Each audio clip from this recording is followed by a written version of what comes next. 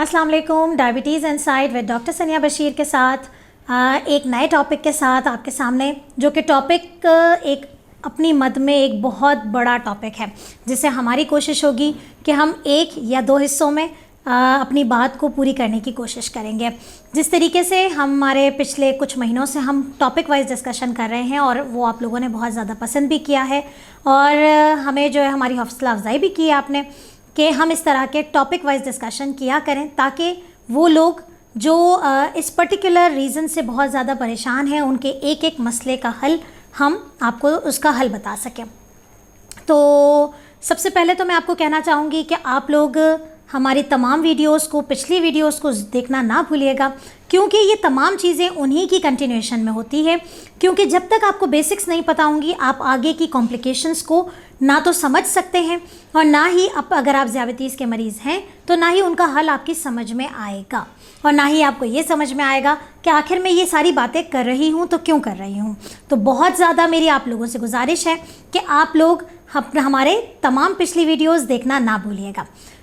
जैसे कि आप सब जानते हैं कि आज का हमारा टॉपिक एक बहुत ही ज़्यादा इम्पॉर्टेंट और बहुत ही ज़्यादा सीरियस टॉपिक है कि अगर एक मरीज़ को इसके बारे में नॉलेज होती है और उसको अवेयरनेस होती है तो वो अपने आप को इस बीमारी से बचा सकता है। तो जी हाँ, आज का हमारा टॉपिक है कि ज़ियाबतीस के अफराद दिल के अमराज का शिकार क्यों हो जाते हैं। क्यों अक्सर हम ये देखते हैं कि हमारे पास जब हार्ट पेशेंट आता है या अल्लाह न करे किसी को हार्ट अटैक होता है या कि कोई हार्ट फेल का शिकार होता है, तो उसकी हमेशा हिस्ट्री में तकरीबन यही होता है कि मैं तो डॉक्टर साहिबा बहुत अरसे से डायबिटिक पेशेंट हूँ। तो क्यों हम एक ज़ियाबतीस के मरीज़ को हमेशा ये बताते हैं कि आपने अपनी शुगर कंट्रोल करनी है। क्योंकि सिर्फ आप शुगर कंट्रोल करके एक शुगर लेवल्स को मेंटेन नहीं कर रहे, बल्कि आप अपनी ज़िंदगी बचा रहे हैं। जी हाँ, क्योंकि दिल का ताल्लुक़ हमारी जो सांस है, हमारा जो दिल का धड़कना है, उसी से हमारी ज़िंदगी कायम है।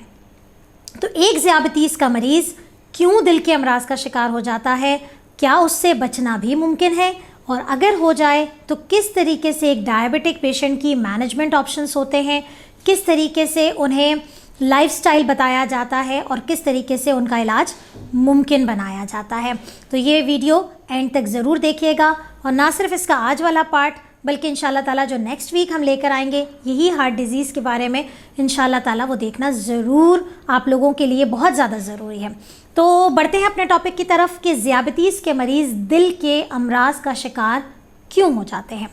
जैसे कि आप सबको पता है कि अनकंट्रोल्ड शुगर, नंबर वन चीज़ कि अगर आपकी शुगर बहुत अरसे से कंट्रोल में नहीं है, अगर आपकी शुगर को 10 साल से ज़्यादा का अरसा हो चुका है, तो आपके जिस्म में कुछ तब्दीलियां हो जाती हैं। जैसे कि हम पहले डिस्कस कर चुके हैं कि हमारी जो नसें हैं, हमारी जो शरियानें हैं, वो बहुत बुरे तरीके से मुतासिर होती हैं जब आपका शुगर लेवल बढ़ जाए। तो जैसे कि आप सब जानते हैं, बहुत ज़रूरी है कि पहले हमें ये बात पता हो कि नॉर्मली एक नॉन डायबिटिक, यानी कि जिसको ज़ियाबतीस नहीं है, उसके जिस्म में हमारा जो दिल है, हमारा जो हार्ट है, वो कैसे काम कर रहा है। तो देखें जी, दिल का काम क्या होता है, वो पूरे जिस्म को एक अच्छा खून सप्लाई कर रहा होता है। दिल के साथ बहुत सारी शरियानें जुड़ी हुई होती हैं, ठीक है। पूरे हमारे जो जिस्म का जितना भी गंदा खून है वो दिल की तरफ लेके जाया जाता है। दिल उसे प्योर करता है, उसे साफ़ करता है और फिर पूरे जिस्म में उसकी सप्लाई होती है। ये एक नॉर्मल मैकेनिज़्म है जो अल्लाह ताला ने हमारे जिस्म में रखा है कि जिस्म की तमाम गंदगी को लेकर, तमाम गंदा खून लेकर वो दिल की तरफ जाता है। वहाँ प्यूरिफिकेशन होती है, यानी कि दिल की खून की सफाई होती है और दिल जो है जिस तरीके से वो पंप करता है तो वो पूरे जिस्म को सप्लाई करता है। लेकिन जैसे कि आप सब जानते हैं कि हमारे जिस्म के हर ऑर्गन को काम करने के लिए एनर्जी चाहिए होती है, यानी कि उन्हें भी खून की सप्लाई चाहिए होती है काम करने के लिए। तो अब देखें, एक ज़ियाबतीस का मरीज़ है, उसका शुगर लेवल एक अरसे से अनकंट्रोल्ड है, उसकी ज़ियाबतीस को भी बहुत अरसा हो चुका है। तो जो दिल की तरफ आने वाली शरियान होती है, जिसे एक आम आदमी भी इसलिए जानता है कि ख़ास तौर पे जो हम ये बाईपास का वर्ड यूज़ कर रहे होते हैं या कैबेज का वर्ड यूज़ कर रहे होते हैं कि ग्राफ्टिंग लगा दी जाती है, इसलिए इस शरियान का नाम बहुत ज़्यादा आम है, बहुत ज़्यादा मकबूल है इसको कहते हैं कोरोनरी आर्टरी। ये कोरोनरी आर्टरी होता क्या है कि जिस तरीके से शुगर लेवल बढ़ जाने की वजह से जिस्म की दूसरी शरियानें मुतासिर होती हैं, उसी तरीके से दिल की तरफ जाने वाली जो ये आर्टरी है कोरोनरी आर्टरी, वो भी सिकुड़ना शुरू हो जाती है, वो भी ब्लॉक हो जाती है। अब अगर आप अपने इमेजिनेशन में लेकर आएँ कि हार्ट जो अपना काम कर रहा है, अगर उसको एनर्जी देने वाली जो आर्टरी है, जो उसकी सप्लाई करने वाली आर्टरी है, अगर वही ब्लॉक हो जाए तो हार्ट का जो वर्किंग स्टेटस है वो कम हो जाएगा। अक्सर आपने सुना होगा कि ब्लॉक हो गया। अब इसकी वजह से होता क्या है, बहुत ही इम्पॉर्टेंट चीज़ कि हार्ट अटैक, दिल के अमराज में, एक ज़ियाबतीस के मरीज़ में, वैसे तो बहुत सारी रीज़न है, हम ये नहीं कह रहे कि सिर्फ और सिर्फ ज़ियाबतीस ही की वजह से ये हो रहा है। ज़ियाबतीस एक वन ऑफ द रीज़न है कि जिसमें ये दिल का मर्ज़ हो जाता है। क्यों हो जाता है बता दिया मैंने आपको कि शुगर लेवल अनकंट्रोल्ड है, कोरोनरी आर्टरी थिक हो बिल्कुल सिकुड़ना शुरू हो जाती है, उसकी सप्लाई बंद होती है, तो एक मरीज़ ज़ियाबतीस का किसका शिकार हो जाता है, हार्ट अटैक का शिकार हो जाता है। यहाँ मैं एक बात बहुत ही ज़रूरी बताना चाहती हूँ कि ज़ियाबतीस के मरीज़ में जो शराए अमवात है, ख़ास तौर पे जो टाइप 2 के पेशेंट्स हैं, जो बड़ी उम्र में ज़ियाबतीस का शिकार हो रहे हैं, जो मोटापे की वजह से ज़ियाबतीस का शिकार हो रहे हैं, उनमें शराए अमवात जो है वो दिल की बीमारी यानी कि दिल का फेल हो जाना, हार्ट अटैक हो जाना, उसकी वजह से ज़्यादा होती है। तो ये एक बहुत ही इंपॉर्टेंट बात है कि डायबिटीज़ के पेशेंट्स को अगर ये बात शुरू से, हम आपको डरा नहीं रहे, हम आपको आगाही दे रहे हैं कि आप इन चीज़ों को अगर जानेंगे, अगर आपको इनके खौफ का, इनके ख़तरे का पता होगा, तभी आप अपने आप को बचा सकेंगे। तो this is very important thing कि एक चीज़ कि हार्ट अटैक हो जाता है। अब अगर किसी को हार्ट अटैक होता है तो उसको कैसे पता चलता है, हम बाद में बात करते हैं। दूसरा जो दिल का एक बहुत इंपॉर्टेंट मर्ज़ है कि एक ज़ियाबतीस के मरीज़ को हो रहा है, वो कैसे हो रहा है। ज़ियाबतीस के मरीज़ में हाई ब्लड प्रेशर बहुत ज़्यादा कॉमन है। जब दिल पे लोड पड़ना शुरू हो जाता है, ठीक है, एक तो एक तरफ ये हो रहा है कि वेसल्स काम नहीं कर रही हैं, ब्लॉकेज बहुत ज़्यादा हो रही है। अब अगर दिल पे वर्क बहुत ज़्यादा हो गया, प्रेशर लोड बहुत ज़्यादा बढ़ गया है, तो हार्ट जो है उसकी काम करने की कैपेसिटी कम होती चली जाती है। तो वो डायबिटिक पेशेंट्स जो कि हाई ब्लड प्रेशर का भी शिकार है, ख़ास तौर पे उन लोगों में हार्ट फेलियर की शिकायत बहुत ज़्यादा कॉमन है, ठीक है। तीसरी चीज़ जो दिल का मर्ज़ है, तो वो दिल का मर्ज़, हम इसे दिल का मर्ज़ कहते नहीं एक्चुअली, ये हमारे एक पूरे ग्रुप में आता है जिसे कार्डियोवैस्कुलर डिजीज़ कहा जाता है, यानी कि दिल के मर्ज़ की वजह से जो प्रॉब्लम्स क्रिएट होती हैं, ठीक है। एक तरफ अगर हम दिल की बात करें तो हार्ट अटैक हो गया, हार्ट फेलियर हो गया, कि ज़ियाबतीस के मरीज़ों में 2 गुना यानी कि रिस्क डबल हो जाता है नॉन डायबिटिक पेशेंट के मुकाबले में। लेकिन जब दिल का धड़कना मुतासिर होता है, जब दिल की पंपिंग कैपेसिटी जो है उसकी सप्लाई ना मिलने की वजह से, या फिर उसके वर्कलोड ज़्यादा होने की वजह से दिल अपना काम जब कम करता है, तो बहुत ही इम्पॉर्टेंट, वैसे तो पूरा जिस्म मुतासिर हो रहा है, लेकिन जो बहुत इम्पॉर्टेंट चीज़ है वो है ब्रेन को ब्लड सप्लाई ना होना। जब आपका ब्रेन ब्लड सप्लाई नहीं रिसीव करेगा तो उसकी वजह से फालिज का अटैक हो जाता है। ये वो मोटी मोटी बातें थी जो मैं आपको बताना चाहती थी कि ज़ियाबतीस के मरीज़ अपने आप को अगर कंट्रोल लेवल पे शुरू से रखेंगे तो इन खतरनाक, ये तमाम वो चीज़ें हैं जो कि अल्लाह ना करे किसी ज़ियाबतीस के मरीज़ को शराय मौत की तरफ लेके जाती है। उनकी फर्टेलिटी रेट ज़्यादा है, उनसे जो है वो मौत वाक़या हो सकती है ऑल ऑफ अ सडन, ठीक है। अक्सर आपने सुना होगा सडन कार्डियक डेथ हो जाती है। तो द थिंग इज़ दैट ये तमाम बातें बताने का मकसद आपको आगाही देना है, आपको अवेयरनेस करनी है। अब सवाल ये है, पहले मैं ये बताती चलूँ कि आखिर क्या तमाम ज़ियाबतीस के मरीज़ इस चीज़ का शिकार होते हैं? नहीं, ऐसा नहीं है, ठीक है। ये सोच के आपने स्ट्रेस में नहीं चले जाना। आपको ये बात पता होनी चाहिए कि कौन से ज़ियाबतीस के मरीज़ ज़्यादा हाई रिस्क पे हैं, ठीक है। तो देखिए, जो रिस्क फैक्टर्स होते हैं वो कुछ ऐसे होते हैं जो हमारे कंट्रोल में होते हैं, और कुछ रिस्क फैक्टर ऐसे होते हैं जो हमारे कंट्रोल में नहीं होते हैं। जैसे कि अगर एक ज़ियाबतीस के मरीज़ की उम्र 60 साल से ज़्यादा है, ठीक है, तो उसमें वो हाई रिस्क होता है कि उसको कार्डियोवैस्कुलर यानी कि दिल की बीमारियों के रिस्क बढ़ जाते हैं। दूसरा, 60 साल से बड़ी उम्र के आदमी हैं, जिन्स बहुत इंपॉर्टेंट रिस्क फैक्टर है जिसका हम कुछ नहीं कर सकते, नॉन मॉडिफाइबल है, ठीक है। इसके अलावा औरतों में इसका रिस्क बमुकाबला मर्दों के थोड़ा कम होता है, लेकिन अगर औरत पोस्ट मेनोपॉजल स्टेज में है, 50+ है, तो फिर उसमें ये रिस्क बढ़ जाता है। ज़ियाबतीस का दौरानिया अगर बहुत ज़्यादा है, यानी कि 15 साल से 20 साल से डायबिटीज़ है और बीच में चूँकि देखें बहुत ही ज़्यादा कॉमन है, जिसको बहुत ज़्यादा लंबे अरसे से डायबिटीज़ रहती है, वो बाज़ औक़ात कुछ कैटेगरी ऐसी भी होती है जो फ्रस्ट्रेट हो जाती है और फिर अपनी ज़ियाबतीस पे इतना ज़्यादा तवज्जो नहीं देती है और फिर उनकी ऑन एंड ऑफ अनकंट्रोल चल रही होती है। बहुत ज़्यादा इंपॉर्टेंट है कि आपने, क्योंकि ज़ियाबतीस से ना सिर्फ आप न्यूरोपैथी का शिकार हो रहे हैं, ना सिर्फ आपकी आंखें मुतासर हो रही हैं, ना सिर्फ आपके पाँव मुतासर हो रहे हैं, ना सिर्फ आपके गुर्दे मुतासर हो रहे हैं, बल्कि आपका दिल, जो कि बहुत ही वाइटल ऑर्गन कहलाता है, कि अगर उसमें कोई प्रॉब्लम होती है तो फिर आपकी लाइफ थ्रेटनिंग हो जाती है। तो बहुत ज़रूरी है कि रिस्क फैक्टर्स को समझें। तो नॉन मॉडिफाइबल में तो हमारे पास आ गया, एज आ गई, जिन्स, सेक्स आ गया कि आप क्या जेंडर है आपका। नेक्स्ट आपका इम्पॉर्टेंट ये है कि आप किस रेस से बिलोंग करते हैं, ठीक है। अफ्रीकन एथनिक रीजन में ज़्यादा कॉमन होता है ये। इसके अलावा जो इम्पॉर्टेंट चीज़ है, मॉडिफाइबल रिस्क फैक्टर, यानी कि जिनका कंट्रोल आपके अपने हाथ में है, ठीक है। मैं यहाँ पर ये कहना चाहूँगी कि आप अपने कमेंट्स हमें ज़रूर साथ साथ भेजिए ताकि हमें ये पता चल सके कि आप जो है वो आपके अपने मसाइल क्या हैं, आप क्या हमसे जानना चाहते हैं, क्या इस वीडियो में आपके तमाम सवालात के जवाबात अगर कवर हो रहे हैं तो भी हमें ज़रूर बताइए कि ये सारी चीज़ें जो आप सुनना चाहते हैं, जो आप जानना चाहते हैं, क्या वो कवर हो रही हैं या नहीं हो रही हैं। बात हमारी हो जाती है कि मॉडिफाइबल रिस्क फैक्टर कौन से होते हैं। सबसे इम्पॉर्टेंट ये है कि अगर एक डायबिटीज़ का पेशेंट एसोसिएटेड डिजीज़ के साथ है जिसका कंट्रोल इंसान के हाथ में है, high blood pressure, high cholesterol level,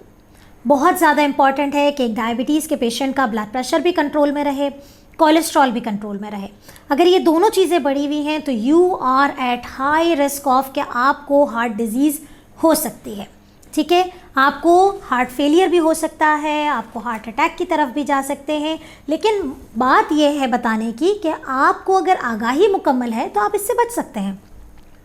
तीसरी चीज़ जो है वो आपका अपना लाइफस्टाइल। अगर आप सेडेंट्री लाइफस्टाइल के साथ रह रहे हैं, अगर आप एक ज़ियाबतीस के मरीज़ भी हैं लेकिन आपकी ज़िंदगी में कोई वर्जिश नहीं है, आप मुतहरिक नहीं हैं, सारा दिन एक स्ट्रेस, डिप्रेशन, आपकी जो लाइफ है वो मुतहरिक नहीं है, आप वर्किंग नहीं कर रहे, आप एक्सरसाइज नहीं कर रहे, तो ये लाइफस्टाइल जो है वो आपको ज़्यादा हाई रिस्क पे बना देता है। द थिंग इज़ दैट कि जो नेक्स्ट हमारे पास है वो ये है कि आपका मोटापा, वज़न जो है वो आपको डायबिटिक पेशेंट को बहुत ज़्यादा, अब अगर आप में से कोई भी अगर हमें सुन रहा है और वो हार्ट पेशेंट रह चुका है, मुझे ज़रूर कमेंट में बताइए कि आखिर वो कौन से रिस्क फैक्टर्स थे जो आप ये चाहते हैं कि काश कि ये आगाही मुझे पहले मिल जाती, काश कि मैं इससे पहले इल्म में आ जाता तो मैं अपने आप को हार्ट पेशेंट बनने से रोक सकता। मुझे कमेंट में अपना फीडबैक, अपनी रीज़न्स ज़रूर बताइएगा कि आखिर वो कौन सी वजूहात थी कि आपको डायबिटीज़ होने के साथ साथ आप हार्ट पेशेंट की तरफ चले गए। एक बात जो मैं शायद बताना आपको भूल गई, नॉन मॉडिफाइबल यानी कि जिसको हम नहीं बदल सकते, वो आपकी है फैमिली हिस्ट्री। अगर आपके जो ब्लड रिलेशंस हैं, आपके पेरेंट्स हो गए, आपके सिबलिंग्स हो गए, अगर उनमें कोई भी किस्म की हार्ट डिज़ीज़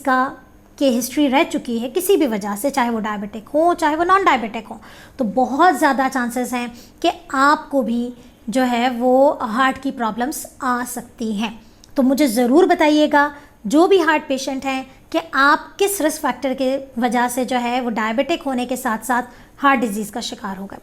तो मॉडिफाइबल रिस्क फैक्टर की बात कर रहे थे, हाई ब्लड प्रेशर हो गया, हाई कोलेस्ट्रॉल हो गया, आपका मोटापा हो गया, आपकी सेडेंट्री लाइफस्टाइल हो गई, स्मोकिंग।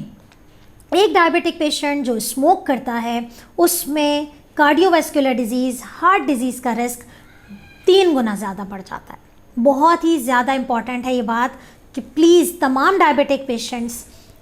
अपने स्मोकिंग रेट्स को जितना हो सके उसको आहिस्ता आहिस्ता या तो कोई रिहेबिलिटेशन प्रोग्राम ज्वाइन करें, बिकॉज इट मेक्स यू, आपको डायबिटीज़ इट्सेल्फ जो है आपकी ज़िंदगी को ख़तरे में नहीं डाल रहा, जितना कि डायबिटीज़ अनकंट्रोल होने से आप जो है वो दूसरे खतरात में खुद अपने आप को डाल रहे हैं। इसके अलावा वो लोग जो अल्कोहल लेते हैं उसकी वजह से भी जो है वो हार्ट अटैक के रिस्क और हार्ट फेलियर के रिस्क जो हैं वो बढ़ जाते हैं। अब हम आते हैं कि एक मरीज़ को पता कैसे चलता है और कैसे चल सकता है, क्या ऐसे वो सिम्टम्स हैं कि जिस पे उसे फ़ौरन से पेशतर जो है मैं ये कहूँगी कि आपने एमरजेंसी में जो है वो विज़िट करना है। सबसे पहले बात करते हैं कि अगर कोरोनरी आर्टरी जब ब्लॉक होती है तो इंसान को जो हार्ट की प्रॉब्लम होती है उसे हम कहते हैं हार्ट अटैक। डायबिटीज़ भी है पेशेंट को, हाई ब्लड प्रेशर भी है, हाई कोलेस्ट्रॉल भी है, अब हार्ट अटैक भी हो गया। अब हार्ट अटैक की क्या अलामात हैं? सीने में दर्द की शिकायत। अब देखिए बात ये होती है कि कुछ चीज़ें ऐसी होती हैं कि जिनको डिफ्रेंशिएट करना थोड़ा मुश्किल हो जाता है। एक डायबिटिक पेशेंट वैसे ही एसिडिटी का शिकार होता है, वैसे ही उसे चेस्ट पेन जो है वो थोड़ा सा ऑन एंड ऑफ रह रहा होता है, एपिगैस्ट्रिक पेन रह रहा होता है, उसको साथ में फैटी लिवर होता है, तो उसकी वजह से उसे एपिगैस्ट्रिक और चेस्ट पेन जो है वो थोड़ा सा रहता है because of the gaseous conditions. लेकिन अगर साथ में आपको पेन हो रहा है, जॉ में हो रहा है, ठीक है, लेफ़्ट आर्म में अगर आपको पेन हो रहा है, इसके अलावा अगर आप बहुत ज़्यादा फटीग की शिकायत कर रहे हैं, कोल्ड स्वेटिंग हो रही है, जैसे कि आपको पता है मैंने न्यूरोपैथी वाले लेक्चर में बताया था कि एक लॉन्ग ड्यूरेशन वाले डायबिटीज़ पेशेंट से के लिए बड़ा मुश्किल होता है रिकग्नाइज़ करना, बाज़ औक़ात तो उससे पेन भी नहीं होता। तो अगर आप एक अनइवन डिज़नेस फील कर रहे हैं, फटीग फील कर रहे हैं, बहुत ज़्यादा लिथार्जिक है, प्रेशर फील हो रहा है, या पेन सिर्फ जॉ में हो रहा है या लेफ़्ट आर्म की तरफ हो रहा है, चेस्ट पेन चूँकि ऑटोनॉमिक न्यूरोपैथी बहुत ज़्यादा कॉमन है डायबिटिक पेशेंट्स में तो फील नहीं होता, तो अगर इस तरह के भी अनइवन सिम्टम्स हैं तो please do rush to the emergency. At least कुछ नहीं अपना एक ECG ज़रूर करवा लें, ठीक है। तो ये होता है हार्ट अटैक। ये तो एक इमरजेंसी कंडीशन होती है जिसमें अगर हम माइनर हार्ट अटैक की बात करते हैं तो अंजाइना होता है, जिसमें अगर पेन फील हो रहा है तो वो ऑन एंड ऑफ होता है। अगर मायोकार्डियल इन्फेक्शन है तो फिर जो है वो कंटिन्यूस पेन रहता है। तो this is a very short, मैंने बहुत ज़्यादा शॉर्ट करके कि शायद आपको इस चीज़ की कन्फ्यूजन ना हो। जो सेकंड बहुत इंपॉर्टेंट जो कि मैं कहूँगी कि हार्ट अटैक से ज़्यादा कॉमन है वो है हार्ट फेलियर का शिकार होना, जो कि अक्सर जो है मरीज़ इस चीज़ को समझ नहीं पाते। होता क्या है कि एक डायबिटिक पेशेंट के पाँव में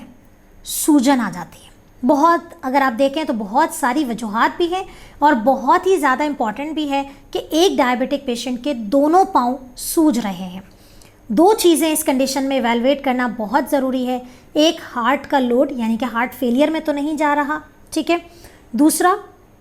जो है वो किडनी का फंक्शन, क्योंकि हार्ट का फंक्शन और किडनी का फंक्शन मोर और लेस एक दूसरे के साथ जुड़े हुए होते हैं। कैसे, इसके मैं थोड़ी सी आपका टाइम लूँगी और फिजियोलॉजी बताना चाहूँगी कि जब दिल धड़कता है, जब दिल पंप करता है तो वो सारा जब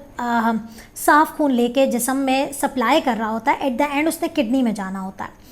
जब वो किडनी में जाता है और किडनी अगर कोई प्रॉब्लम कर रही है, किडनी नॉन फंक्शनल है, तो वो सारा ब्लड रिवर्ट हो जाता है और किडनी में बहुत कम अमाउंट जाती है, जिसकी वजह से बॉडी भी स्वेल करती है। ख़ास तौर पे जो पेरिफेरल एरियाज़ होते हैं, जो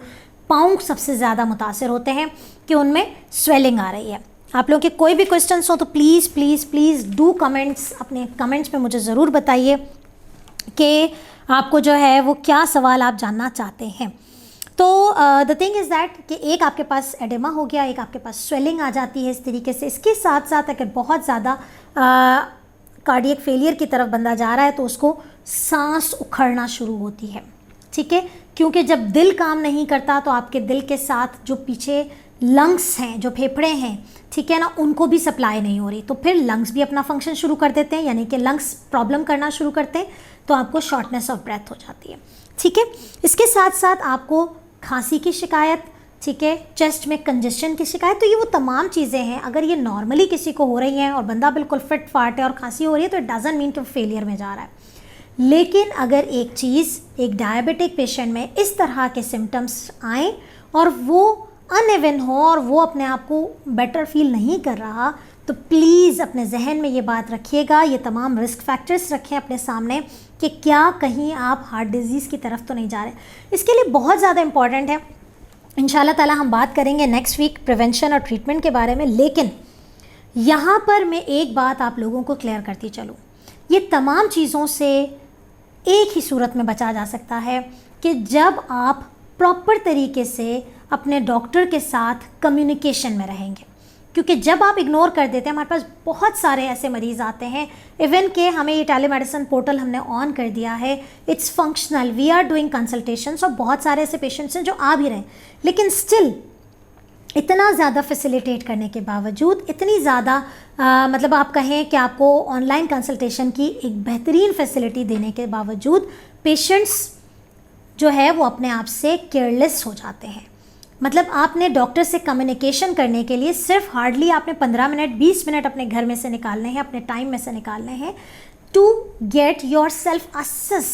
कि क्या हुआ एक्चुअली, मेरे साथ ये हो रहा है डॉक्टर, कहीं ऐसा तो नहीं कि मुझे कोई प्रॉब्लम हो, या इवन नॉर्मल भी हैं, आप हेल्दी भी हैं। बहुत सारे ऐसे मरीज़ आते हैं जो ये कहते हैं कि 8 महीने से हमने तो किसी डॉक्टर को दिखाया नहीं, 1 साल हो गया कोई टेस्ट तो करवाया नहीं, and all of a sudden फिर वो आते हैं, लैंड करते हैं, HbA1c बढ़ा हुआ है, कोलेस्ट्रॉल्स बढ़े हुए हैं, बहुत सारी चीज़ें एबनॉर्मल हुई हुई। सो प्लीज़, तो आज का प्रोग्राम था बहुत ही ज़्यादा बेसिक इंट्रोडक्शंस मैंने आपको दी हैं कि एक ज़ियाबतीस का मरीज़ दिल के अमराज का शिकार किस तरीके का है,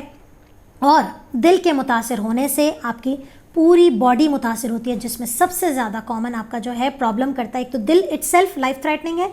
दूसरा जो इम्पॉर्टेंट चीज़ है वो स्ट्रोक से बचना होता है। फालिज का हमला बहुत ज़्यादा कॉमन हो जाता है, वो इंशाल्लाह हम स्ट्रोक का एक अलग सेशन रखेंगे। लेकिन ये बात बहुत ज़्यादा ज़रूरी है कि जब हम कार्डियोवैस्कुलर की बात करते हैं, जब हम दिल के अमराज की बात करते हैं, तो हम बिल्कुल नहीं भूल सकते कि दिल के काम ना करने की वजह से जो सबसे ज़्यादा इफेक्ट होता है वो आपका ब्रेन होता है, जहाँ पर आपकी पूरी बॉडी कंट्रोल हो रही है। ना होने की वजह से इंसान कोई भी ब्रेन का पोर्शन अगर उसको सप्लाई नहीं मिलती है तो उसको फालिज का खतरा हो जाता है।